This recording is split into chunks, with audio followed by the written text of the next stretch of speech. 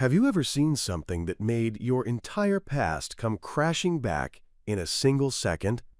That's what happened to retired General Colton Reyes when he spotted a woman fixing engines behind a dusty gas station outside Elmswood. She was bent over the hood of a battered pickup, her dark hair tied back with a bandana, when he caught sight of the tattoo on her upper arm. It was a code, 5 characters, black ink, barely noticeable, but it froze him in place because that was the exact identification code of a unit he had lost 15 years ago in a mission so secret it wasn't supposed to exist. And now, here it was, etched on the skin of a civilian who shouldn't know anything about it. Before we jump back in, tell us where you're tuning in from, and if this story touches you, make sure you're subscribed, because tomorrow, I've saved something extra special for you.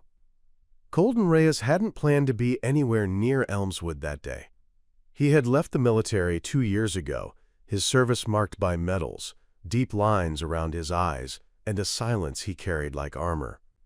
These days he mostly stayed in his cabin up in the pine woods near 3 lakes, avoiding crowds, avoiding questions, avoiding mirrors.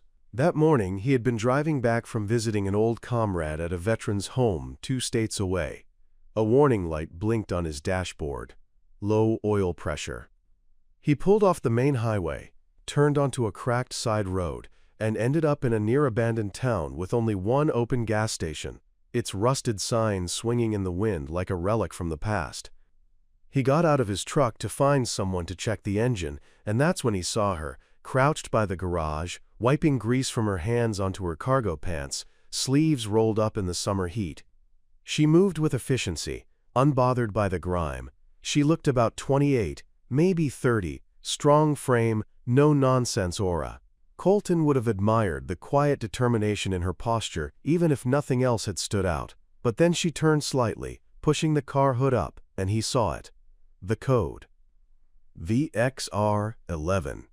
He stared. For a moment, the sounds around him vanished. The buzz of cicadas, the faint country music drifting from a nearby shop window, even the creak of the garage door. All he could hear was a low ringing in his ears, the kind that used to come just before a firefight.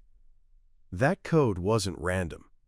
It was the operational designation of an elite reconnaissance unit under his command, a Black Ops team assembled under Project Sentry. They were deployed in 2010 to a classified zone near the Afghan-Pakistan border, and they were never heard from again. Officially, their mission didn't exist. Unofficially, it haunted him. Colton had fought every chain of command to get answers. Satellites showed no trace. Rescue units were denied. Debriefings were shallow and deflected. Eventually, they told him to let it go, for the sake of his own career. He didn't. But as time passed, the trail went cold, the files disappeared, and the names of his team became just names carved on a plaque at a base no one visited anymore.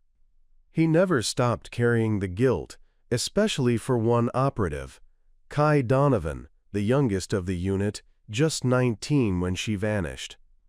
She had a knack for machines, could strip and reassemble a drone in minutes. She once scribbled that code, VXR11, on the butt of her rifle, said it was their family name now. Colton's hands trembled as he approached the woman. His mind raced. Was it a coincidence? A cruel joke? Had someone leaked details of the mission? But the precise font, the placement on her skin, even the faded scarring around the edges. It matched the unit's tags perfectly. And then a sliver of memory pierced through him. Kai had a younger sister. He remembered a photo in her locker. 2 girls in a backyard, arms around each other, both grinning at the camera. The one, not in uniform, had the same eyes as this woman in front of him. Still watching her from across the gravel, Colton didn't say anything. Not yet. He simply took a step back, retreating to the shadow of his truck, the engine forgotten. He needed to think. She might not know what that tattoo meant. Or maybe she did. And if so, she might be the first real clue to uncover what had happened to VXR11.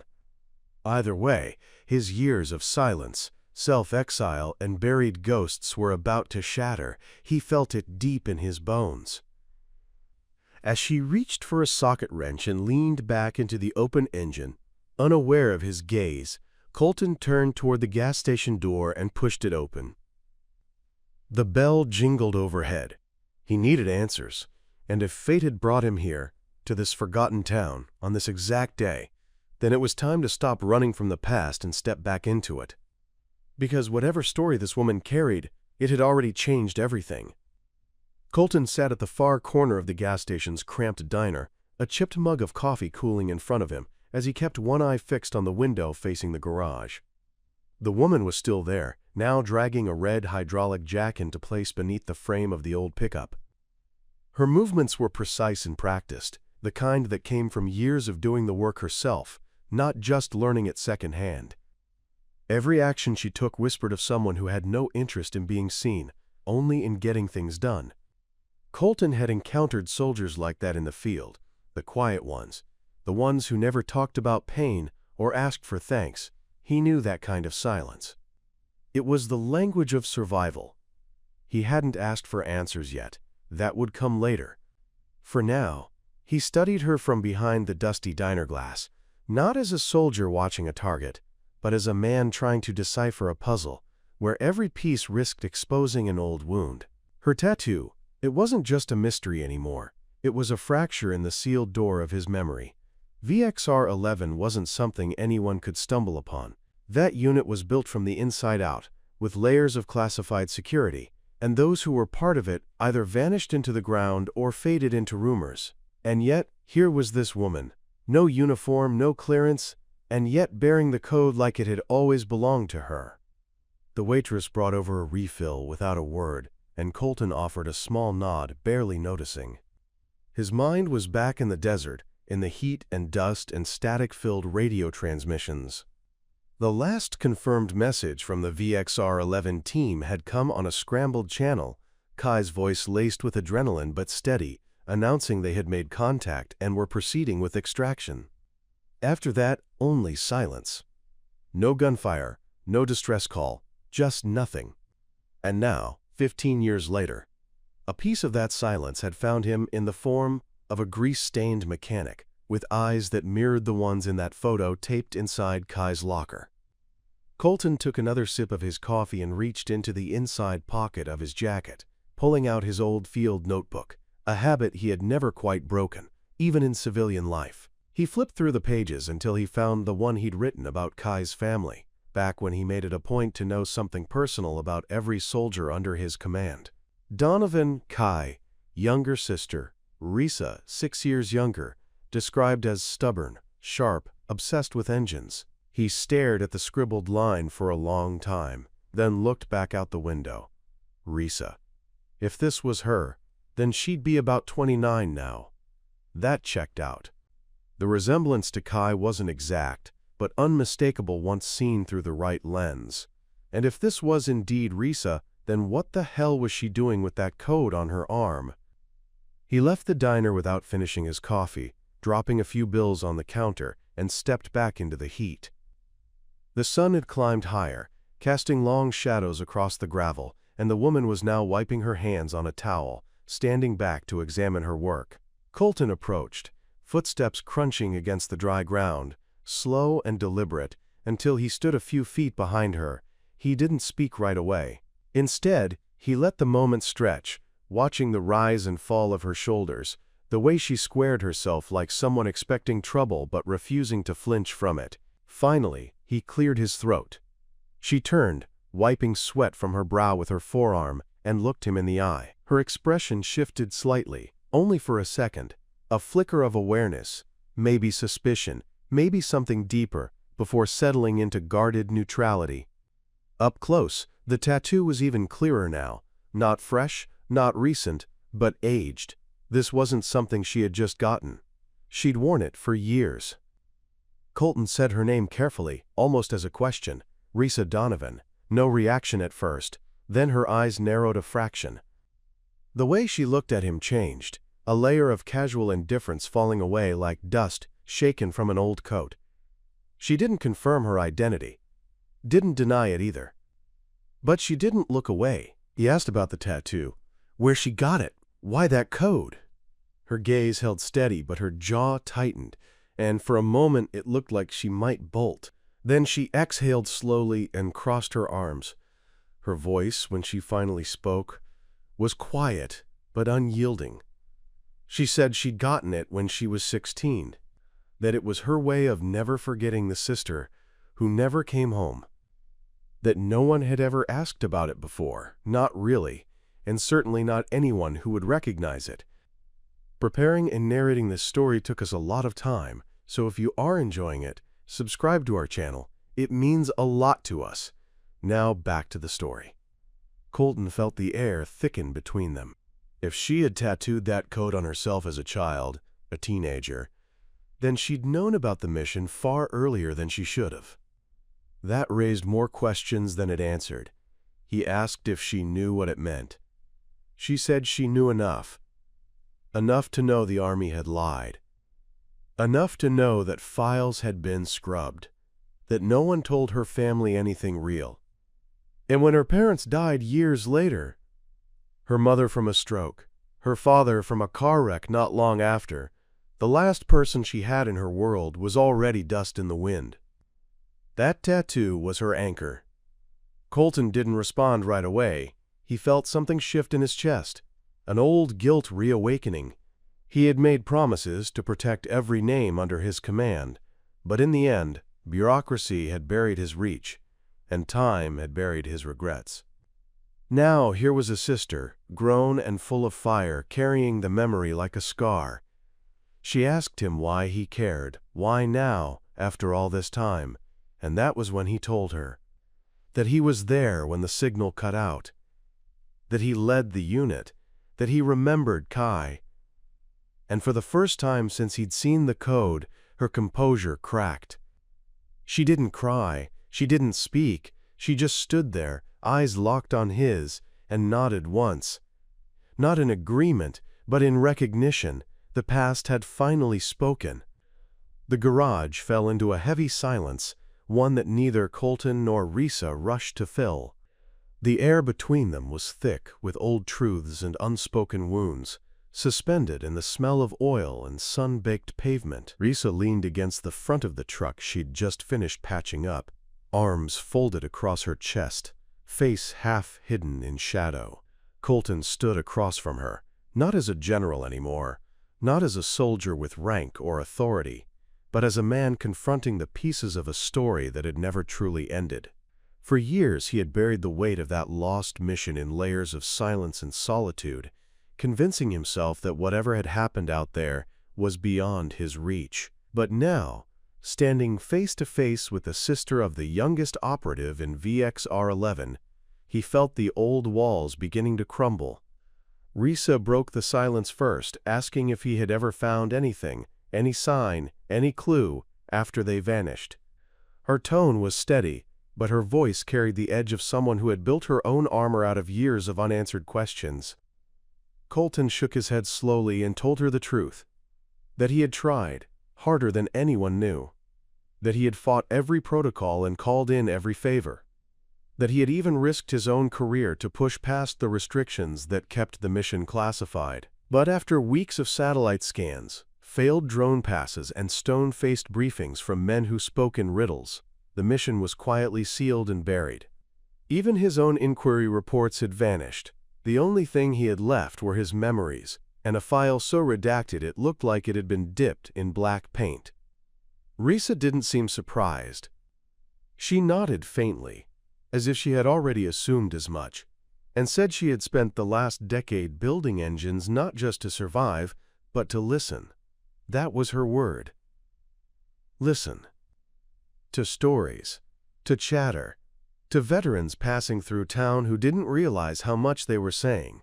She worked on trucks during the day, but at night she combed through military forums, old base rosters, online message boards buried beneath layers of encryption.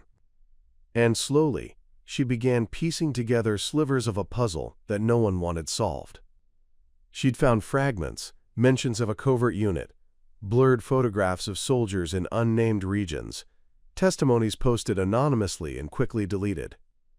Each lead vanished almost as soon as it appeared, like someone was scrubbing them in real time.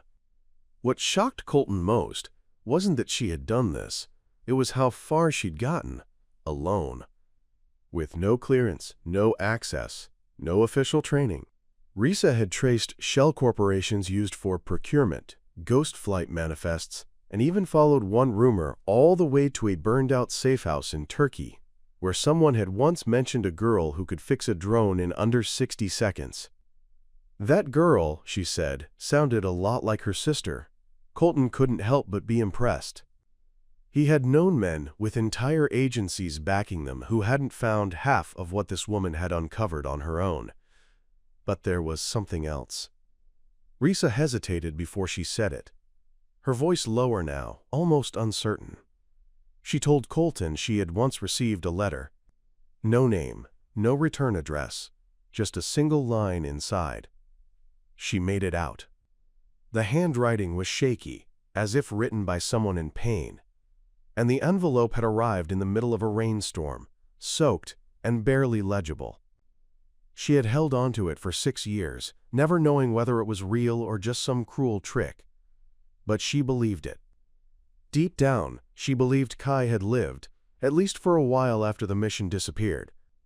Colton felt the familiar thrum of something long buried, beginning to stir in his chest. If that letter was real, then someone out there knew what had happened. Someone had seen her, and if that was true, then the entire story they had been told, the story he had accepted with bitter resignation, was a lie. He asked to see the letter. Risa disappeared inside the garage's office and returned with a battered envelope inside a plastic bag. He took it carefully, opened the flap, and studied the paper. The ink was faded, but the message was still legible. Just 4 words. She made it out. There was no signature, but something about the way the letters slanted, uneven, angular, slightly trembling, felt eerily familiar. He had seen handwriting like that before, in old unit forms, mission logs, and message slips passed between troops in the field. It wasn't Kai's. It was someone else from the team. Risa watched his face, searching for any reaction. Colton met her eyes and told her gently that there was a medic in the unit, Jesse Marin, who had shattered his writing hand on their second mission and taught himself to write with his left. His penmanship had always been uneven and sharp, the result of nerves reprogrammed by trauma, and this handwriting? It matched perfectly. Risa's eyes widened, and for a moment, neither of them spoke. The air seemed to still around them. If Jesse had written that letter, then he had survived. Which meant Kai might have too. Which meant everything was still in play. Suddenly the horizon wasn't so distant. The path ahead, once dark and overgrown, now shimmered with the faintest flicker of possibility. Not closure, not yet, but a thread. A thread strong enough to pull the past back into the light. Colton left the garage later that afternoon with the letter carefully tucked inside a waterproof sleeve in his jacket, the weight of it pressing against his ribs like a silent heartbeat. Risa had given it to him without hesitation, her expression unreadable, but her eyes blazing with a cautious kind of hope, the kind forged not by optimism, but by years of holding on to the thinnest thread of belief. She hadn't asked him what he planned to do with it, and he hadn't offered. There was an unspoken understanding between them now, built not on words but on mutual loss, mutual fire. As he climbed into his truck, the repaired engine humming with new life, he glanced back once through the rearview mirror. Risa had returned to the garage, crouched beside a rusted motorcycle, as if grounding herself in something familiar before everything around her started to shift. By the time Colton reached the cabin that night, the sky was already slipping into a bruised shade of violet, the last of the sun disappearing behind the jagged outline of the pines. He stepped inside the dim room where maps still lined the back wall and military files gathered dust in a locked steel chest he hadn't opened in years. But tonight, he did. The key had remained on a nail behind the stove, untouched since the day he'd sworn to let it all go. As the lock clicked open, a faint scent of paper and time hit him, and he pulled out a stack of documents marked with faded codes and decommissioned seals. He laid the letter beside a folded operations report from 2010, cross-referencing names, code names, unit logs, and encrypted comms. Jesse Marin's signature was there, faint but intact, on a requisition form for emergency rations a week before the unit disappeared. He compared the loops of the J the way the R in rations leaned slightly to the left, and it matched. It wasn't just similar, it was the same. Jesse was alive, or had been alive, long enough to write that message. The implications rushed in like floodwaters. If Jesse had survived and had time, place, and means to send a letter, that meant he had escaped. And if one had escaped, maybe others had too, maybe even Kai. But something didn't add up. If Jesse was alive and had tried to signal someone, why only one cryptic line? Why no follow-up? Why not go public, leak the truth, or at the very least contact someone inside the military, someone like Colton, who had fought for those names until the final report was sealed? Unless Jesse wasn't free, unless he'd been forced to disappear, or worse, had seen something that made him run from more than just the battlefield. Colton returned to his desk, lit the old lamp that threw long shadows across the floorboards, and unrolled a digital map of the region where VXR-11 had last been seen. It had been a covert corridor between two warring tribal zones along the border, mountainous, unstable, and largely unmapped. He marked the last known coordinates, circled the surrounding 20 kilometers, then narrowed his focus to the western ridgeline. That's where Kai had last made contact. That's where the signal had gone cold. He stared at the terrain for a long time, then opened his laptop and accessed an encrypted satellite archive still available through one of his private veteran data channels. Though many files had been scrubbed or reclassified, some low-res captures from the area remained. As he scrolled through the timestamps, something caught his attention. A series of images dated 3 days after VXR-11's disappearance showed a plume of smoke curling into the sky from an area previously marked as empty. On the 6th frame, a thin line of movement, possibly figures, could be seen exiting the tree line near the base of a ridge. There were no clear visuals, but the shape and scale matched human silhouettes, and one of them, just one, seemed to be dragging something behind them. A limp body? Supplies? Injured personnel? Colton saved the file and leaned back, his mind racing. Why hadn't this been flagged in the original review? Was it buried intentionally? Misclassified? Or had the low resolution made it too easy to ignore? He could no longer tell. What he did know was that this was the first concrete sign of life after the signal had died. And now, with Jesse's letter, the smoke trail, and Reese's matching tattoo, the line between myth and reality was breaking. He closed the laptop and stood, the familiar sensation of gears turning behind his ribcage, the feeling of command, of strategy, of pursuit. He hadn't felt it in years, and yet it returned to him now, like a memory riding a gust of wind. He wasn't just following a trail anymore. He was reopening a mission, but this time, it wasn't about orders, it was about honor. He knew he couldn't do it alone, but there were still people out there who owed him favors. People who believed in what VXR-11 had stood for before it became a ghost story in classified archives. He scribbled down a short list of names, former intelligence officers, operatives who had vanished from headlines but not from the game. One of them stood out. Lena Hartley, once a counterintelligence analyst, now operating independently as a data broker out of Arizona. If anyone could find traces of Jesse Marin in the shadows of the digital world, it was Lena.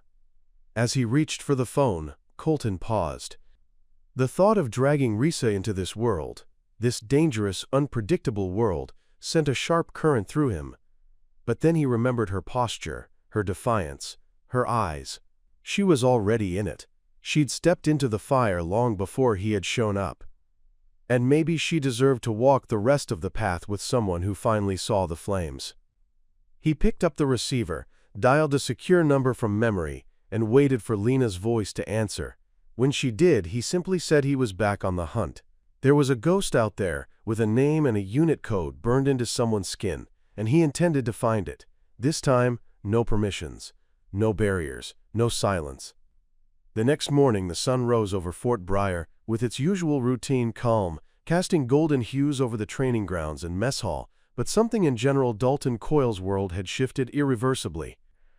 He stood by his window, coffee cooling in his grip, staring down at the motor pool below where he'd seen the young woman the day before. All night, sleep had avoided him, as vividly as the storm of memories had swept in. He couldn't get the tattoo out of his mind.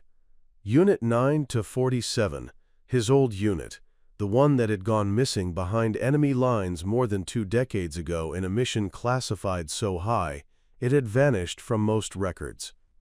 The number had been burned into him once in both duty and pain. Seeing it again had dug up ghosts he thought long buried. He needed answers. But more than that, he needed to understand how a young woman, a mechanic on base no less, had that tattoo etched on her shoulder as if it belonged to her. And there was something else, the way she'd looked at him, not with confusion or fear, but with quiet understanding, like they shared some unspoken history. Dalton put on his cap, straightened his collar, and made his way down to the operations area, bypassing the regular morning meetings. He didn't ask permission or alert his aides. He was the general. He didn't need to. He headed straight for the personnel bay, where vehicle assignments and maintenance crews were rotated weekly. The roster was up on the wall beside the entrance. He scanned it until he found her name, Specialist Ray Lindholm, mechanical engineer assigned under logistics. She'd been at Fort Bryer for only 3 weeks, transferred from a civilian military development initiative upstate. A specialist? Not even a full-ranked officer. Yet here she was with the bearing of someone who had seen more than her service record revealed. He memorized the room number beside her name. Dalton walked the corridors with heavy steps, the weight of his thoughts anchoring every movement. The hall leading to the enlisted quarters was quiet, save for distant radio chatter and the occasional boot steps echoing around corners. When he arrived at her door, he hesitated for the briefest moment before knocking firmly. No answer. He knocked again, more deliberate this time. Then the door creaked open from inside, and Ray stood there in a gray shirt and camo pants, hair pulled back, grease still smudged faintly on her cheek, as if she had never fully disengaged from the engines. Her eyes met his without surprise, like she'd expected this visit. Dalton studied her face. Up close, she looked young, mid-20s perhaps, but her gaze betrayed something older, sharper, more alert than most recruits. She stepped aside and nodded for him to enter. The room was tidy, minimalist. A toolkit lay open on her desk, a half-disassembled drone engine next to it. No photos, no clutter, no signs of a past. Just bare walls and practical purpose. Dalton didn't waste time. He asked her where she got the tattoo. She didn't flinch. Said she'd had it since she was a child. Said her mother told her it belonged to someone important. A soldier who saved lives but never returned. The moment the word mother escaped her lips, Dalton's breath hitched, and something inside his chest tightened. He stared at her harder, scrutinizing every contour of her face now, not as a stranger, but with the desperate hunger of a man trying to recognize something deeply familiar. He asked her mother's name. Ray answered quietly, Elsie Lindholm. The name struck him like a gut punch. Dalton staggered back, one hand instinctively bracing against the wall. Elsie Lindholm had been the unit's communications expert. She'd vanished with Unit 9 to 47 on the last recon mission before the entire squad was presumed dead. Official records listed her as MIA, but she hadn't died, she'd survived, and she'd had a daughter. Dalton could hardly speak. The room around him seemed to tilt. He remembered Elsie. Her quiet strength, the way she always fiddled with old radios during downtime, her stubbornness in the face of chaos. She was the one who had stood by him during that last operation, the one who volunteered to stay behind and reroute the enemy signals while the rest of the unit moved to extract. He'd argued with her, even ordered her not to, but she disobeyed. The last image he had of her was through the chopper window as the compound fell into flames. He had believed she died there, taken by the collapsing structure or enemy crossfire. But now, This young woman was living proof that Elsie had made it out alive. Dalton sat down heavily on the small cot, running a hand down his weathered face. Ray sat across from him, hands folded, watching him process it all with a patience that unnerved him. He asked her why she came here, why Fort Bryer. She answered simply, because her mother told her that one day the past would circle back. That she had something to return to someone. Ray stood, crossed to the desk, and opened the bottom drawer. She pulled out a box, small, wooden, old. She held it out to Dalton with both hands. He opened it slowly, his fingers trembling. Inside was a patch. Unit 947's insignia, hand-stitched, singed at the edges. Beneath it, a folded paper, a letter addressed to him, written in delicate, fading ink. Dalton unfolded it with reverence. As he read the first lines, his eyes began to sting. It was from Elsie, a message written in the chaos of escape, never knowing if it would be delivered, never knowing if he'd survive either. She had survived the wreckage, gone underground with help from locals, raised Ray in hiding, and waited. Waited for a world safe enough to send her daughter back to where she belonged. Ray had found the letter after her mother's death 2 years ago. And now she was here, standing in front of him not just as a soldier, but as a bridge to a story unfinished. Dalton folded the letter back with reverent care and looked up at her again, this time with tears threatening to spill. He had lost a unit, he had lost a friend, but something had been returned to him, even if he didn't yet understand how or why. And something in Ray's steady presence told him the story wasn't done unfolding. Colt couldn't sleep that night. The image of that tattoo haunted him like a ghost from a past he'd buried deep in classified files and long-forgotten deployments. For the first time in years, he rummaged through his private lockbox, dusting off an old leather-bound journal and a wrinkled map with notes he'd scribbled during the tail end of Operation Sequoia. It had been a Black Ops mission, so deeply buried under layers of clearance that even some top brass pretended it didn't exist. His unit, Unit Echo 17, was assigned to dismantle rogue biological weapons facilities run by a splinter group in a remote region of southeastern Kazakhstan. The mission had gone sideways. One of their convoys was hit, communications were severed, and the extraction choppers never came. Of the original 15 soldiers sent in, only 5 returned. And Echo 17's unique identifier, a snake curling around an inverted triangle with the numbers 214 discreetly inscribed beneath it, was never made public. It wasn't something you'd find on the internet or in any official archive. It was etched only in memory and skin. Colt remembered how they had all agreed to tattoo the insignia on themselves as a mark of brotherhood, swearing that if any of them fell in enemy territory, their symbol would serve as a clue, a tether to the unit that never got a hero's welcome. And yet here it was, decades later, on the arm of a woman he'd never met. Or had he? Haunted by this enigma, Colt made his way back to the base hangar the next morning, under the pretense of a casual inspection. He told himself it was just to ask some questions, to satisfy a hunch, and put it all behind him. But his hands were clammy as he walked through the humming expanse of machinery and oil-slicked concrete. He found the same woman beneath the underbelly of an Apache helicopter, wrench in hand, wiping grease on a red bandana tucked into her waistband. For a long minute he just watched her, searching her profile for some echo of the past. She had the calm focus of a veteran, the efficient movements of someone who'd lived through chaos and had come out the other side knowing how to hold everything together when it threatened to fall apart. When she noticed him standing there, she didn't flinch. Her eyes met his with the sort of cool confidence that wasn't arrogance. It was survival. Colt introduced himself, keeping his tone light, pretending he'd forgotten her name. She said it again.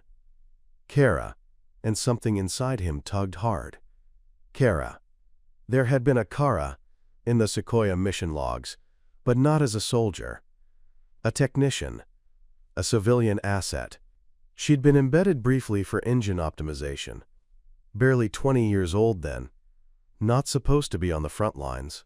And yet her name had ended up on the list of those missing, presumed dead. Heart hammering in his chest, Colt asked about the tattoo. She paused. Just a beat. Then said it was something her brother had worn. A way to remember him. He died when she was young. It was the sort of answer that could have ended the conversation. Polite. Vague. Dismissive. But something in her eyes betrayed a sliver of something else. A hesitation. Or a test. And Colt knew the kind of people who spoke in half-truths to gauge reactions. He'd been one. He asked her which unit her brother had been part of. Echo 17, she replied flatly, as if challenging him. Then she turned back to her work, the conversation seemingly over. But Colt wasn't done. He knew that if what she said was true, she was either lying or there was a gaping hole in military records and his own memory. Either way, he had to find out. That night, Colt pulled the personnel logs for Operation Sequoia. Some names were redacted, but there it was. Technician K. Yates. Civilian contractor. Status. Missing. Presumed deceased. No further intel. He remembered now. There had been whispers that the transport she was in had exploded during retreat. The bodies were unrecoverable, listed as casualties. No one had thought to question it. But if Kara was that K. Yates, then someone had covered something up, or she had survived against impossible odds. Colt couldn't let it go. The following morning, he requested an unofficial meeting with General Harlow, an old friend and now head of operations at the base. He shared what he remembered, the tattoo, the name, the logs. Harlow listened, stone-faced, then exhaled slowly. What you're saying, he told Colt, has ramifications. If she survived, it's not just a case of missing persons. It could mean a botched report, or worse, intentional disappearance. Harlow gave Colt permission to continue asking questions, but warned him, don't make this political. Don't rattle cages unless you're ready to explain why they were rattled. Colt understood, but this wasn't about politics. It was about truth, and something told him Kara wasn't just an anomaly. She was the key to something buried deep. That night, Colt sat down and penned a letter, not to any commanding officer, to Kara. A letter not asking questions, but sharing what he remembered about the mission, about ECHO 17, about how 5 of them made it back and 10 didn't. About how they never really grieved because they were told there was nothing left to grieve, and how seeing her tattoo made all the memories come back in vivid, aching color. He left it in a sealed envelope on her workbench the next morning, unsigned. But she'd know who wrote it, and she'd know he remembered. Under the heavy stretch of clouds that hung like a woolen ceiling above the Texas base, General Corwin sat alone in his temporary quarters, a small stack of old files and weathered journals beside him. They were relics he carried with him everywhere, not because he needed the information, but because of what they represented. They were the only tangible pieces left of a past he couldn't quite let go of, a past marked by duty, brotherhood, sacrifice, and ultimately, loss. He had told himself repeatedly that the past was best left behind, but after what he saw in that repair bay, after seeing the tattoo on that woman's arm, he realized the past had not only survived, it had found him. Sleep had eluded him for the past 2 nights, replaced by a quiet obsession to understand what kind of coincidence, fate, or divine intervention had led him to a woman who wore the same unit code that belonged to a team presumed dead for over 2 decades. His mind wandered back to the dusty warehouse again, to the scent of oil and metal, to the calm focus on her face as she worked, to the barely visible numbers inked just above her wrist. He had told her nothing in that moment. His military discipline locked him in a shell of composure, but internally, his soul had buckled. He had stumbled out of that space like a man seeing a ghost, retreating into silence to gather the fragments of a memory that had become blurred by time. His instincts told him something was off. Either this woman was connected to his past in a way that defied logic, or someone out there had taken pieces of his life and twisted them into something new. As the wind whispered through the cracks of the window frame, Corwin turned on his desk lamp and reached for a photograph buried at the bottom of his case. It was one he rarely looked at anymore, an old black and white shot of him and his unit, Bravo Echo 7, 12 men, all young, proud, alive. And somewhere in the middle of them stood a tall, broad-shouldered man with a smirk that never left his face. Archer Hale, his second in command, his best friend, and the man whose code had matched the ink on the woman's arm. But Archer had died, or at least, that's what the reports said. 23 years ago, in the chaos of a Black Ops mission that went entirely off the books, the official narrative had stated the helicopter went down in hostile territory, no recoverable bodies, no signals, just flames and silence. Same in date, Corwin had fought for a retrieval team, but the brass shut him down. They wanted it buried, and so, like the rest of the world, he had learned to bury it too, or tried to. But now this woman, this damn mechanic in a quiet corner of a base that wasn't even supposed to be on his inspection route, had just unraveled every thread of closure he had painstakingly woven. He knew he had to find her again, but this time not as a superior officer making casual rounds. This time as a man chasing a truth he wasn't ready for. He pulled up the facility roster and scanned every name, every division, until he came across a listing for civilian maintenance contractors. There were 8 on base. Only one was female. L. Sawyer. No rank, no background, just an ID number and her work assignment. It wasn't much, but it was enough. At sunrise, he moved quickly and quietly, dressing in civilian clothes rather than his uniform to avoid attention. As he walked across the gravel lot toward the far hangars, he spotted her before she saw him. She was crouched beside a stripped-down Humvee, sleeves rolled, grease streaked across her forearm. She moved like someone who belonged in chaos, someone who had trained for war but found herself surrounded by silence instead. There was something in her posture, a guardedness, a weight. He waited until she noticed him. Her eyes flicked up briefly, then back to her work, clearly recognizing him. Corwin cleared his throat. She stood slowly, wiping her hands on a rag, wary, but not afraid. He could see the recognition in her eyes. She had noticed his reaction 2 days ago. She hadn't said anything then, but she'd known. Now, they stood inches apart, 2 strangers tied by something neither could yet explain. He motioned to her wrist. "That tattoo. May I see it again?" She hesitated but turned her arm slightly. Corwin stepped closer, his eyes locking onto the numbers again. BE.7 to 394. The same code. The exact same format. It wasn't possible unless— "Where did you get this?" he asked, his voice low. She didn't answer right away. Instead, she looked away for a long moment, then back at him with a steadiness that unnerved him. "My father had it. He died when I was 9. Said it was the only thing he remembered when they pulled him from the wreckage." Corwin's breath caught.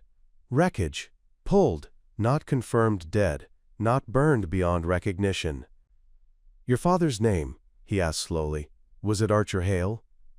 Her face stiffened in a way that confirmed everything before she even spoke. "You knew him?" she asked. Corwin took a step back, emotions welling in a way he hadn't felt in years. "He was the closest thing I had to a brother." Suddenly the world tilted, the past folding into the present in a thunderous clash of memory and reality. Archer had survived. And this woman, his daughter, had grown up in the shadows of that impossible survival. But the story she carried, the fragments she inherited, were incomplete. Somewhere between what she was told and what Corwin had buried was a truth neither of them fully knew. And now, the need to uncover that truth, to understand how Archer survived, why he never returned, and what happened in the years that followed, became Corwin's only mission. He nodded slowly. "I think you and I need to talk," he said, his voice hoarse. And she, without a word, simply gestured toward the bench behind the garage, as if she had been waiting for this moment all her life. It was only after leaving the reserve base that General Rothman began to process the flood of memories that Olivia's tattoo had unearthed. The last few days had turned into a whirlwind of flashbacks, as though a dam had cracked somewhere deep in his mind, and memories of missions, sandstorms, long-forgotten coordinates, and laughter shared under moonlit tents all came surging forward. He wasn't prepared for the emotional toll of being back in that mental space, and certainly not for having it triggered by someone who couldn't have been more than 12 years old when his unit disappeared. And yet, Olivia had that mark, his unit's code, etched on her shoulder in the exact style they had created it in the field. No one outside his platoon ever knew about that symbol, and it was never officially documented. It had been something sacred between them, raw and real, a promise they'd made in ink, in blood, and in brotherhood. Rothman now knew he had to find out why she had it. He had let too many ghosts haunt him in silence, and this time, he had a living clue right in front of him. The next morning, instead of going to his usual office in the upper floor of the command center, he drove straight to the engine workshop again. This time he walked slowly, not just to avoid attracting attention, but because he felt the weight of decades on his shoulders. The air was already heavy with oil and heat, the kind of scent that told stories of long hours and honest work. Olivia was there, hunched over an open Jeep hood, hands smeared with grease, a thin smear of oil brushed across her brow like war paint. Rothman didn't say anything at first. He simply watched, observing the way she moved. Efficient, precise, confident. The other mechanics, mostly older men, deferred to her not with surprise, but respect. She didn't carry herself like someone who needed approval. She just got the job done. That was another thing that bothered him. The tattoo might have been the trigger, but the way she worked, the way she instinctively reached for tools, checked pressure gauges, diagnosed problems with nothing more than a hum and a glance, that wasn't learned in a civilian shop. That was muscle memory, born from pressure, forged in adversity. That was training, military grade. When Olivia finally noticed him, she didn't flinch or straighten up. She wiped her hands on a rag and offered him a casual nod, the same way a soldier would acknowledge a superior officer in passing, calm, firm, and unbothered. Rothman asked her for a moment. She didn't hesitate, tossing the rag onto a workbench and motioning for him to follow her outside.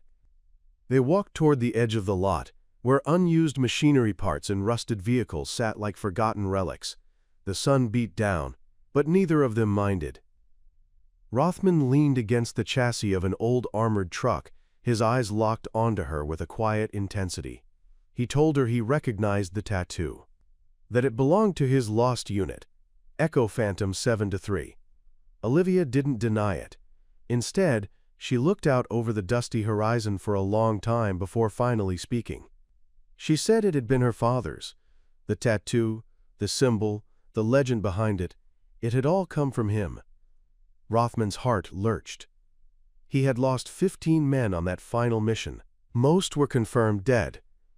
A few, 3 to be exact, were listed as missing, never found, presumed gone. One of them had been Micah Farrow. Young, hot-headed, brilliant. He had a knack for engines, had always joked that if he made it out of war, he'd spend his life fixing things instead of breaking them. Rothman remembered that, because Micah had always doodled engine blueprints into the margins of mission maps. The thought struck him like a bolt. He asked Olivia her last name. She replied, Farrow. Suddenly it made sense, the way she moved, the way she worked. The spark behind her eyes when she talked about machines. The tattoo wasn't just a tribute. It was a legacy. Olivia said her father never spoke much about what happened. He came back one day when she was still a little girl, quiet and hollow-eyed, with a limp in his left leg and nightmares that kept him awake for years. He never spoke of the mission or the men, but he spoke of Rothman once. Said he owed his life to a man with steel-gray eyes and the calm voice of thunder. That was the last time he ever mentioned names. He died when Olivia was 18. Heart failure, they said, but she always believed it was the weight of what he carried inside that finally crushed him. Rothman swallowed the knot rising in his throat. All this time he had believed Micah was dead, and Micah had been alive, hurting, broken, but alive. And now Micah's daughter stood before him, carrying his flame. Olivia said she got the tattoo after her father passed, to honor what she didn't fully understand, but deeply respected. She said she knew it meant something, even if she couldn't decipher the whole story. But when she saw Rothman staring at it yesterday, she saw something shift in his eyes. Recognition, pain, hope. She had been waiting for him to ask ever since. Rothman closed his eyes. The past wasn't dead. It had just been buried beneath layers of silence and time. But here it was, resurfacing through grease-stained fingers and black ink. A daughter carrying the code of a lost brother in arms. And he knew then that Olivia's presence wasn't a coincidence. It was an unfinished story, and he owed it to her, and to Micah, to see it through. He looked her in the eyes and asked if she wanted to know everything. She said yes. The next morning, instead of going to his usual office in the upper floor of the command center, he drove straight to the engine workshop again. This time he walked slowly, not just to avoid attracting attention, but because he felt the weight of decades on his shoulders. The air was already heavy with oil and heat, the kind of scent that told stories of long hours and honest work. Olivia was there, hunched over an open Jeep hood, hands smeared with grease, a thin smear of oil brushed across her brow like war paint. Rothman didn't say anything at first. He simply watched, observing the way she moved. Efficient, precise, confident. The other mechanics, mostly older men, deferred to her not with surprise, but respect. She didn't carry herself like someone who needed approval. She just got the job done. That was another thing that bothered him. The tattoo might have been the trigger, but the way she worked, the way she instinctively reached for tools, checked pressure gauges, diagnosed problems with nothing more than a hum and a glance, that wasn't learned in a civilian shop. That was muscle memory, born from pressure, forged in adversity. That was training. Military grade. When Olivia finally noticed him, she didn't flinch or straighten up. She wiped her hands on a rag and offered him a casual nod, the same way a soldier would acknowledge a superior officer in passing. Calm, firm, and unbothered. Rothman asked her for a moment.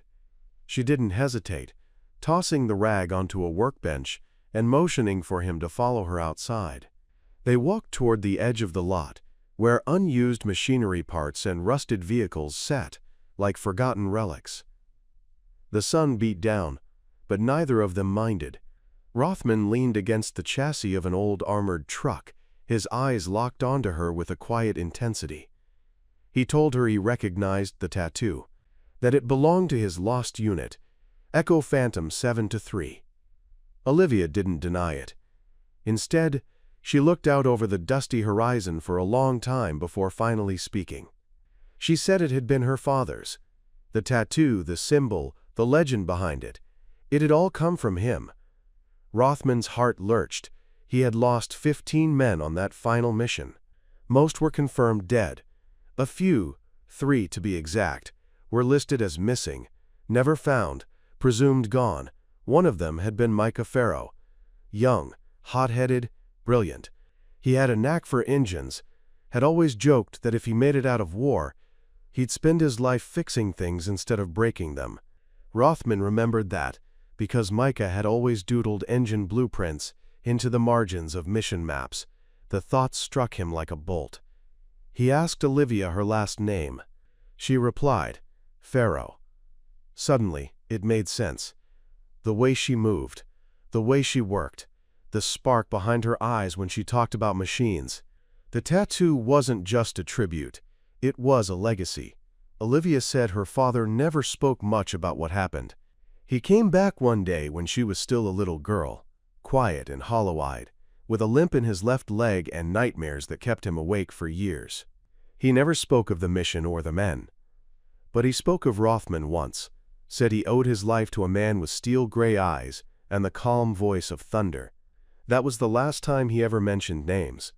He died when Olivia was 18. Heart failure, they said, but she always believed it was the weight of what he carried inside that finally crushed him. Rothman swallowed the knot rising in his throat.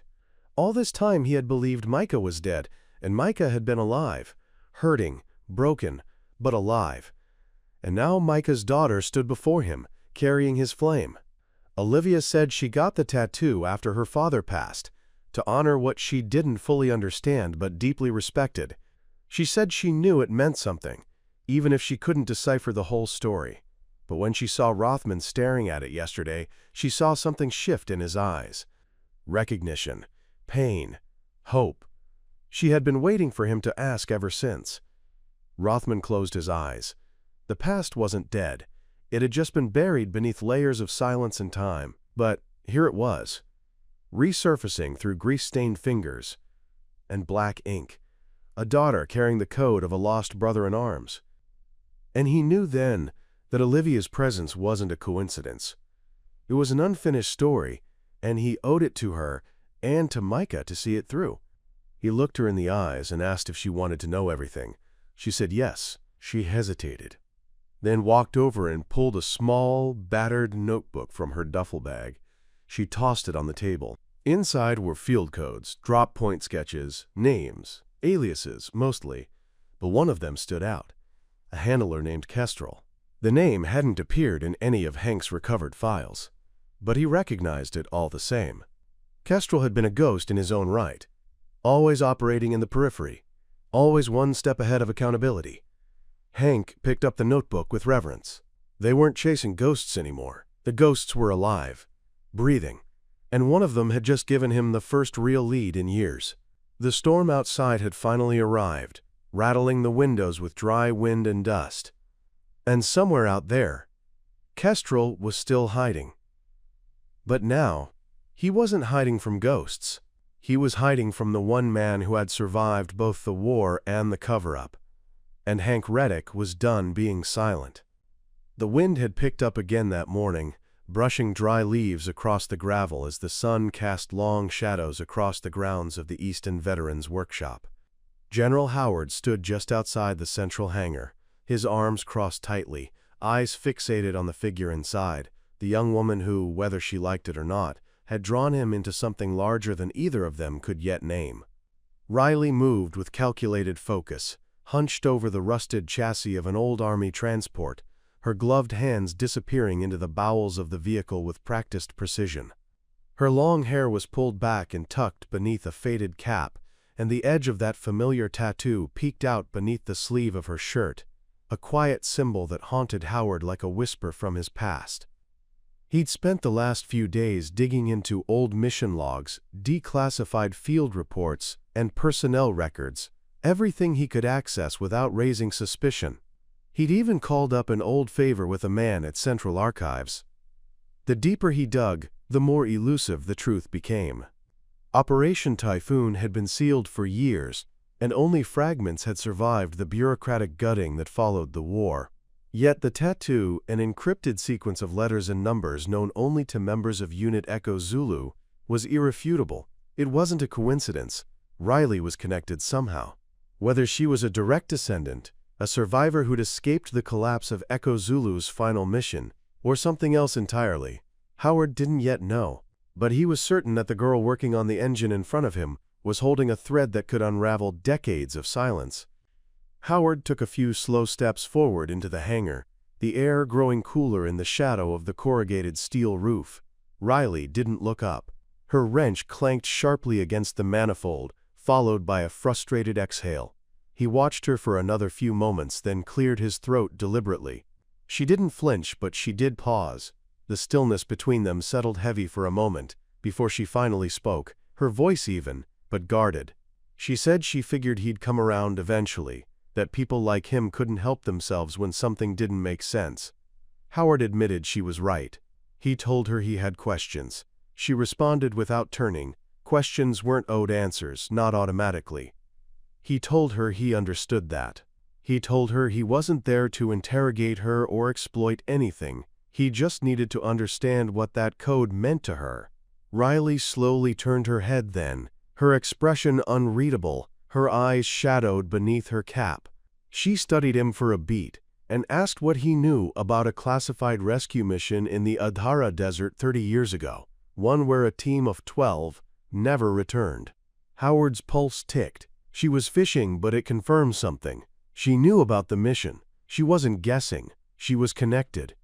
He said he knew the mission well, that it haunted him, that he was supposed to be on it but had been pulled last minute to oversee logistics for a separate operation.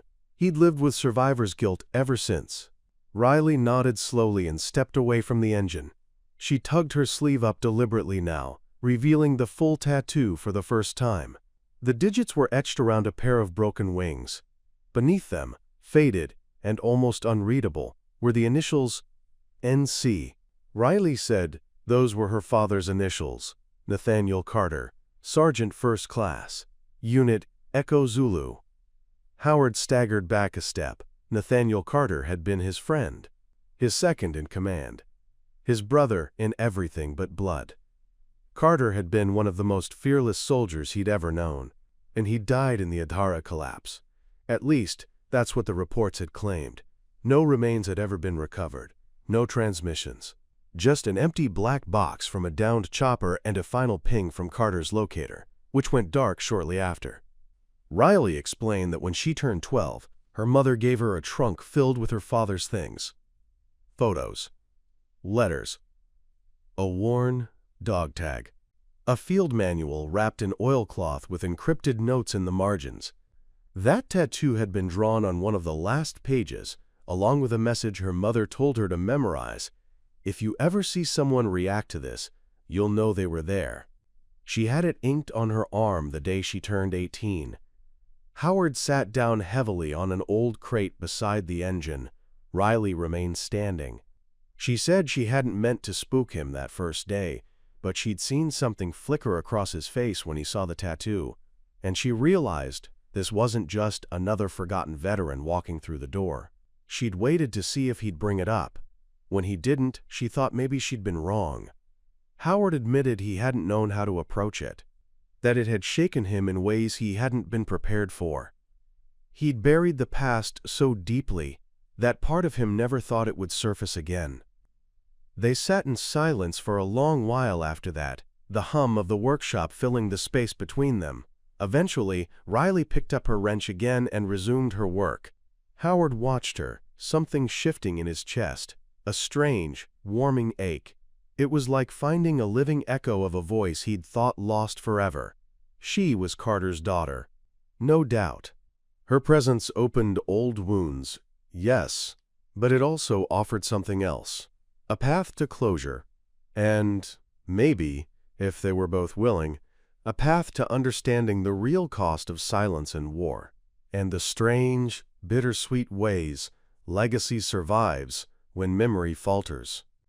That night, Eli sat at his desk, the dim light casting a yellow glow across the weathered wood surface, old military documents stacked high like forgotten relics of a former life. He had hardly spoken since their return from the hangar. Something inside him had shifted. He kept replaying the look in Arden's eyes when she had stood there in the engine pit, hands covered in grease, oblivious to the fact that her tattoo, the one seared into his memory, was about to break open a floodgate of truths he thought were buried forever. He had seen that tattoo before, and not just in passing. It was his unit's personal insignia, one never filed officially, a design only those closest to Operation Ravenwind carried. It was a silent badge of those who survived the unthinkable. That symbol wasn't just ink on skin. It was blood, history, and in some ways, guilt. It meant that Arden was somehow connected to the mission that had nearly destroyed him. But how? Arden was born after Ravenwind. She couldn't possibly have been in the field. Yet there it was, etched on her shoulder blade, the raven clutching the compass, and it wasn't a coincidence. Eli had traced that image with his own hands once, during a mission when time stood still and a promise was made to never forget. It belonged to a woman named Mila Vargas, the youngest of the intel crew on Ravenwind, and the one whose voice always came through clearest on the comms when the team was at its breaking point. Mila had vanished during the last evac. She wasn't confirmed dead or captured. She was just gone, and with her, the part of Eli that had believed in things like redemption. Now, staring at Arden's face, Eli felt the echoes of a life that might have survived in secret, passed down in code and silence. Arden, meanwhile, had taken to the barracks rooftop, lying flat on her back under the stars. She had noticed Eli's distance, his sharp quiet. She wasn't sure if it was the tattoo or the way she had thrown herself into the work today, somehow instinctively knowing what needed to be done. Maybe she had crossed a line. Maybe she reminded him too much of something, or someone. But deep down, a strange current stirred in her chest. It wasn't just about the engines. It wasn't just about the mechanics. It was about something older, something embedded in her bones. She had felt a pull when she first arrived, but now, that pull felt like a voice, a whisper, and it was getting louder. The next morning, Eli asked her to join him on a walk before breakfast. The camp's perimeter path traced the edge of the dry canyons, where old trails once used for drills now crumbled with neglect. They walked in silence at first, the crunch of gravel under their boots the only sound. Then, Eli finally spoke, not with the measured cadence of a general, but with the weariness of a man standing at the edge of a long-avoided truth. He told her about Mila, about Ravenwind, about the tattoo, about the day the evac never came. Arden listened without interrupting, her breath shallow, her mind racing. When he finally paused, she lifted the edge of her sleeve and looked down at her arm. "My mother had this same tattoo," she said softly. "She always told me it was just something she got when she was young and foolish, nothing more. She never explained it, and I never pushed. But now," her voice trailed off. "It all began to make sense. The midnight phone calls when she was a child, her mother's panicked glances whenever helicopters flew overhead, the sealed boxes in the attic labeled with false names and dates. She never understood why her mother never stayed in one place for long, why she always made sure Arden knew how to disappear if needed." Eli stopped walking and turned to her, the dry wind tugging gently at his jacket. "Your mother's name wasn't Mila Vargas, was it?" Arden nodded. "She used the name Laura Ward for most of my life. But before that, she mentioned Mila once. I never thought much of it." Eli closed his eyes and exhaled slowly. It was as if the ghosts of the past had finally stepped into the light. Mila had lived. She had survived. She had even raised a daughter. Arden was more than just an intuitive mechanic. She was Mila's legacy. The blood of Ravenwind ran through her veins. Back at camp, word had spread quickly about the general's interest in the newcomer. Rumors filled the mess hall. Some said she was Eli's secret daughter. Others believed she was a war orphan, placed under witness protection. Only Commander Briggs remained silent, watching everything with calculated distance. He had suspected something ever since he saw Arden take apart the decommissioned drone blindfolded, a task even seasoned techs would balk at. There was more to her, and now, as puzzle pieces began to fall into place, Briggs knew something else had to be done. Later that evening, as Arden walked into the tech shed to retrieve her notebook, she noticed her locker had been left ajar.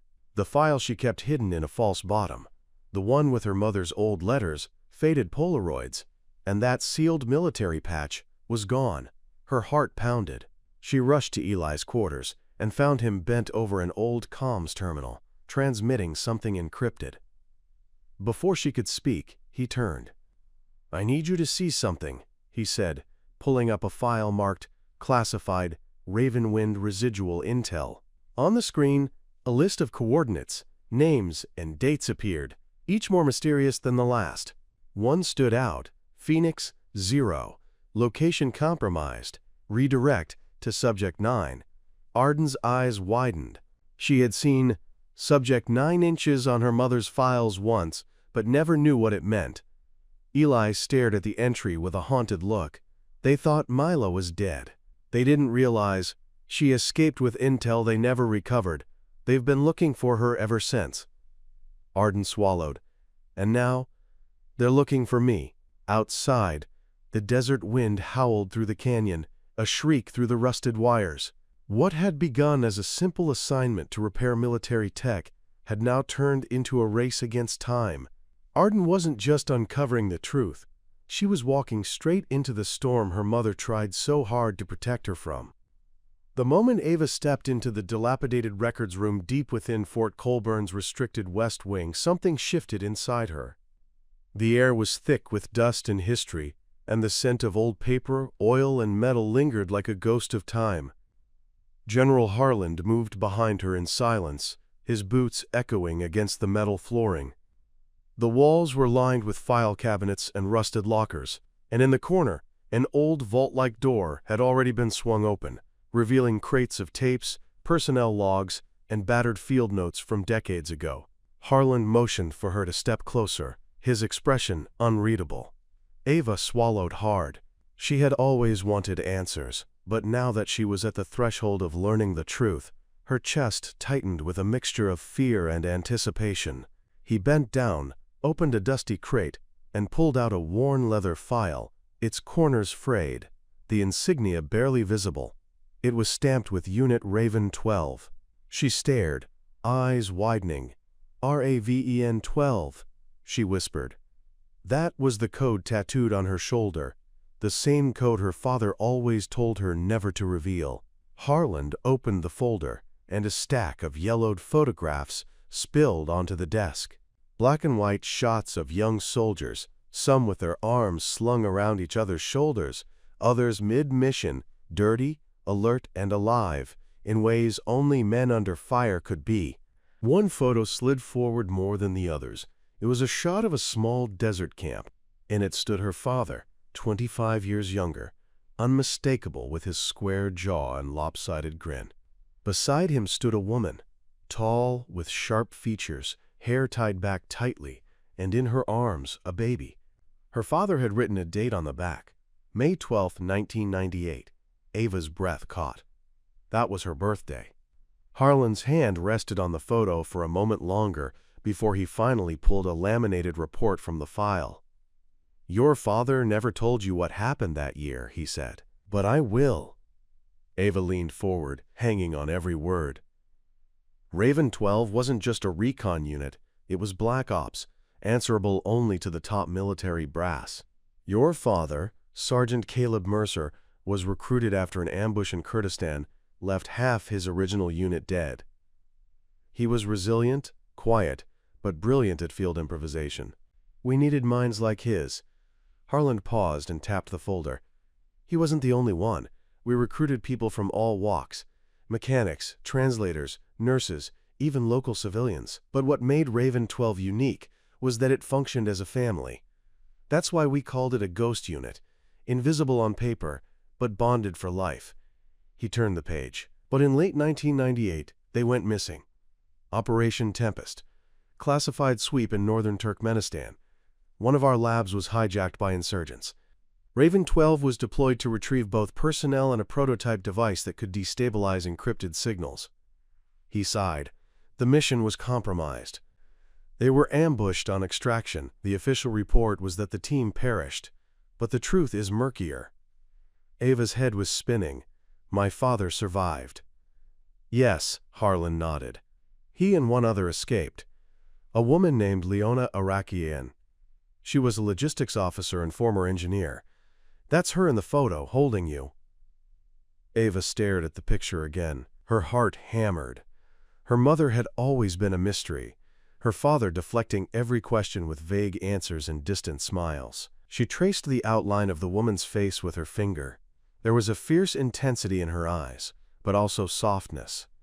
They went off grid after that, Harland continued. The military chalked them up as casualties, but one day your father reemerged with a 3-month-old child.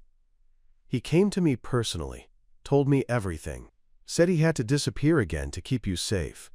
There were people still looking for the prototype, and he feared they'd come for his family. Ava whispered. And the tattoo? Harland opened another compartment in the folder and handed her a laminated sheet. It was a symbol with coordinates, embedded in a stylized raven. It's a cipher, a key that leads to the prototype's location, encoded within the unit code.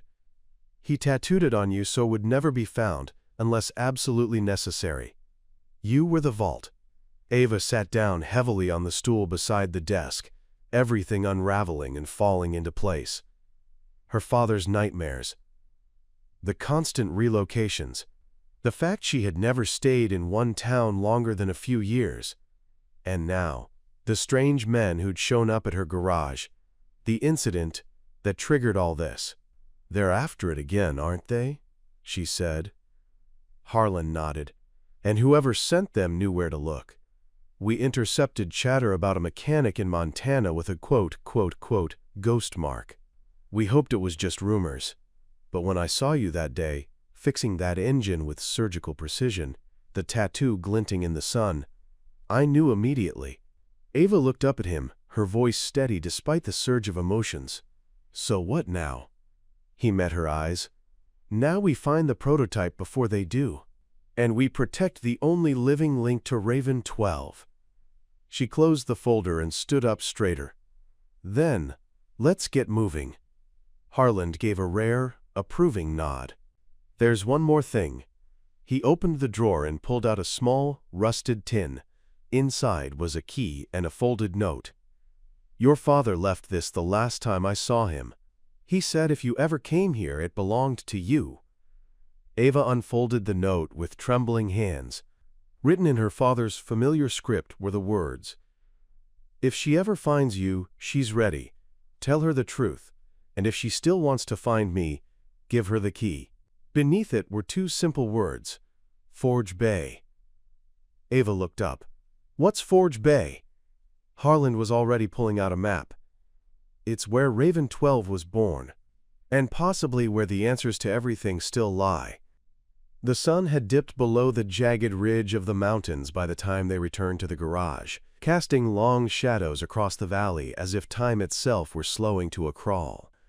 Inside, the smell of oil and steel met them like an old friend, unchanged despite the decades that had passed.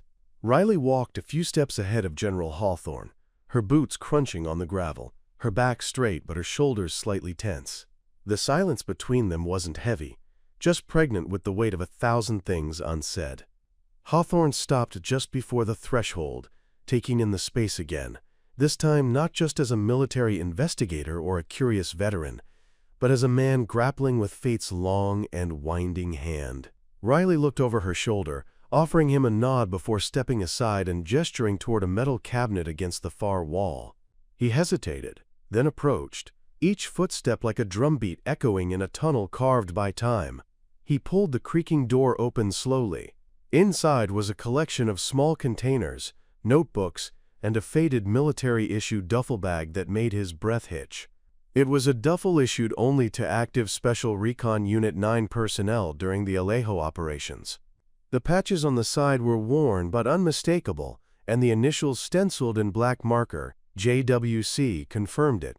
Riley watched him carefully, arms crossed but not defensively, just bracing. Hawthorne turned to her slowly, eyes wide. "You kept this," he said more with his face than with his voice, which trembled with restrained emotion.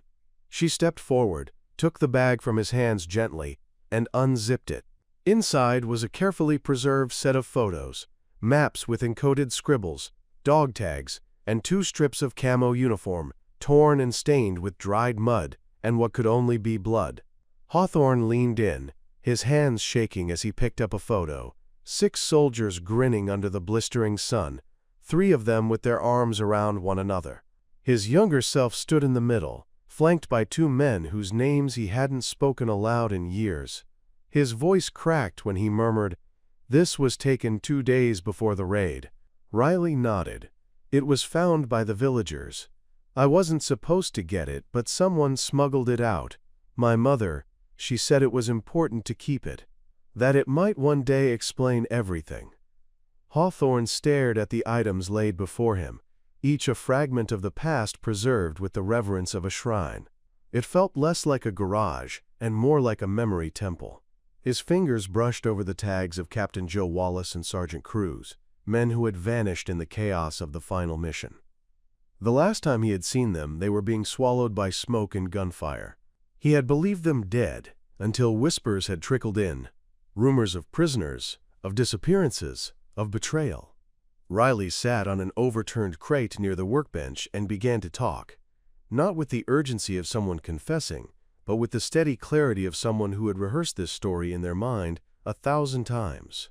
She told him about her mother's journals, about the encrypted transmissions she discovered hidden inside old cassette tapes, the ones labeled as recordings of her lullabies, but which were actually faint scrambled comms from a secure military channel. She spoke of late-night arguments between her mother and an older man named Petrov, who she later learned was a wartime double agent who had defected and lived under an assumed name in South America. Her mother had met Petrov when she was 17 and working as a translator for aid workers. She had no idea at the time that Petrov had information about Unit 9, about the ambush, about a mole. He had given her everything before he died: documents, a partial roster, even a coded map. She had hidden it in the back panel of an old motorcycle gas tank, welded shut and sealed with decals. Riley had only discovered it 3 years ago when restoring the bike. Hawthorne listened in stunned silence. Every sentence she spoke unraveled a thread he hadn't realized was still tugging at his soul. This wasn't just about a tattoo or a hunch. This was about justice left to rot for decades. She stood again and reached into a metal drawer beneath the workbench, pulling out a small cassette player. It was ancient, dust-covered, and missing a few buttons, but it clicked when she pressed play. Static filled the room. Then a garbled voice broke through. It was faint, but unmistakably military, with clipped phrasing and static-laced urgency. Alpha 2, down. Code Vega 9. Repeat, Vega 9. Target not secured. Hostiles from inside. Repeat, inside breach. Then silence. The tape rewound automatically. Hawthorne's eyes darted to her. Code Vega 9. That was only used during Black Flag missions. Missions. With no record, no backup, no rescue. He hadn't heard those words since the jungle. Riley looked at him with eyes that weren't pleading, just resolute. I know what this means, and I know I can't do this alone. You're the only person who is there who's still alive, and who still cares. Hawthorne ran a hand through his silver hair and sat down slowly on the crate across from her. His breathing was uneven, but not from exhaustion, from awe, from the sheer magnitude of what was resurfacing. He took a long pause before speaking again. We thought the enemy ambushed us, but if there was someone inside, then it wasn't just war, it was betrayal. Riley nodded. And I want to find out who. Because my mother died still wondering, and I need to know why. A heavy silence settled again, but this time it wasn't uncertainty. It was alliance. Something had been forged in that dimly lit garage, in the presence of ghosts and gears where the past bled into the present. The general and the mechanic, bound by blood, secrets, and the restless spirits of a lost unit. The moment the storm cracked open above the mountain range, a slow drizzle evolved into a steady sheet of rain that cloaked the slopes in mist and misery. But neither Marcus nor Evelyn noticed it. They were sitting on the floor of the abandoned maintenance garage, backs against the rusted frame of a decommissioned Humvee, trying to steady their breathing as their hearts thudded with both exertion and revelation. The old map between them, crinkled and water-stained, showed a grid system that had once defined their lives in completely different ways, his as a general leading coordinated strikes in enemy territory, hers as a technician rerouting data nodes and decrypting hostile signals from a bunker far beneath those same hills. She had traced her fingers across the triangle near the Helix Ridge, her tattoo's code, and whispered a name that Marcus hadn't heard in 25 years, Operation Renfall.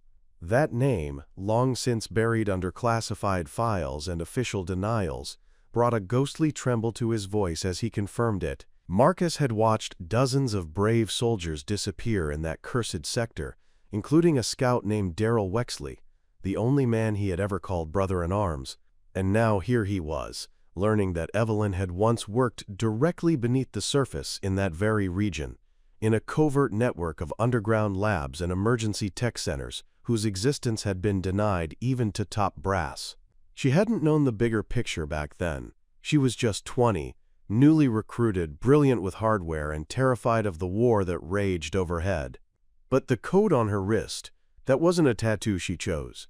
It was an imprint, a fail-safe, embedded by her unit to identify their tech operatives in the event of a collapse or a rescue mission. She had never known what the sequence meant, only that it appeared one day after a medevac following a minor explosion in Lab 4A. Until now, Marcus had never forgotten that code. It had haunted him, because it was the very string that had shown up in the last encrypted message from Darrell's recon team, blinking on a mangled screen that survived the ambush. For years, he assumed it was a distress signal, maybe coordinates. Now he realized it was a key to something deeper, something Evelyn had unknowingly carried all her life. And she had built a life in defiance of it. When she escaped the compound after the fires, she wandered for days, injured and alone, before an old farmer took her in. She had buried everything, her past, her knowledge, even her identity. For years she traveled from town to town fixing engines, building a quiet life through grease and grit, never allowing herself to stop long enough to remember. But now, facing Marcus and hearing her own story echo in his voice, she felt the dam finally break. She confessed everything: how the lab was testing AI-enhanced field tech, how their commanders believed the unit's work could end the war, how her last memory was being shoved into a crawl tunnel by another technician just before the Eastern Corridor collapsed. She had heard screams, then silence. When she resurfaced days later, no one came looking. Marcus sat still for a long time, his breath shallow, the reality almost too surreal. He had long suspected a government cover-up after Renfall. The few survivors who made it back were tight-lipped or broken. He was told to shut the file and move on. But the guilt never left him, neither did the suspicion that they'd left something, or someone, behind. Evelyn, unknowingly, had been the missing piece all along. The woman fixing old engines in backyards and gas stations had once been part of the most secretive unit in the war. The code on her wrist was more than an identifier. It was a key. And Marcus now believed that key still opened to something buried beneath Helix Ridge. They decided, after the storm passed, they would go back. Not out of duty or vengeance, but for closure. For answers. And maybe, for the others who were lost, without ever knowing someone might return. That night, they stayed in the garage, huddled around a small portable heater Evelyn had rigged up from leftover copper wire and an old power cell. They didn't talk much. There was no need. In the soft light, Marcus saw her not just as a technician or survivor, but as someone deeply forged by fire, someone whose scars carried stories he had once been desperate to forget. And Evelyn, in Marcus's quiet resolve and sudden vulnerability, saw not just a soldier, but a man who had never stopped carrying the weight of those left behind. By morning, the rain had tapered off, and the clouds peeled away from the ridges like curtains opening for a second act. They packed what little they had, double-checked their coordinates, and left the garage behind. As they walked through the muddy gravel back toward the mountain road, Marcus glanced at Evelyn and said they'd need help. Someone who still had access to military SAT data. Someone who could validate the structural layout of the old Renfall tunnels. Evelyn nodded. She had an idea. A mechanic she once met in Wyoming, who wasn't just good with machines, but had been quietly working with ex-operatives to expose forgotten war experiments. Maybe the three of them together could crack what remained sealed under Helix Ridge. Maybe it was time the truth was unearthed. The ceremony took place at dusk, under the orange and violet hues of a desert sunset, a fitting tribute to the strange, winding journey that had led them all to this point. Maya stood tall in a simple navy dress, grease marks still faint on her forearms, a quiet badge of honor. General Roscoe, now known simply as Daniel among those he trusted, wore his dress uniform one last time, the medals polished not for pomp but for closure. The gathering was small but profound. Just a handful of veterans, a few of Maya's closest allies from the Restoration Center, and the remaining family members of Unit Echo 7 who had survived to see this day. They all stood in a half-circle around the black stone plaque embedded into the ground behind the garage where it all began, the very spot where Daniel had first laid eyes on Maya's tattoo and the truth it had uncovered. The plaque bore the names of the fallen and a new inscription beneath them. They fought in silence, but their voices will echo through time. Daniel spoke first, his voice steady but thick with memory. He recounted the mission long classified and nearly erased, the bond among soldiers that had been brutally severed not by enemies, but by those meant to protect them. He told the crowd how Maya had unknowingly carried the torch of Echo 7's memory through her father's stories and her own quiet determination. His words weren't grand or ceremonious, but they cut through the dry evening air with the weight of something real. Maya followed, her hands trembling slightly as she unfolded a weathered piece of paper from her pocket. Her father's last note to her, written in the margins of an old maintenance manual, telling her to trust her instincts and never be afraid to ask why. She read it aloud, and when she finished, there wasn't a dry eye among them. No one clapped, no one needed to. They simply stood together, arms touching, breaths shared, united by truths that had nearly been buried, and the quiet rebellion of bringing them back into the light. After the ceremony, they didn't scatter immediately. People lingered, swapped stories, laughed, even sang softly when the old engineer from Daniel's unit pulled out his harmonica and played the tune they used to whistle during long nights in the jungle.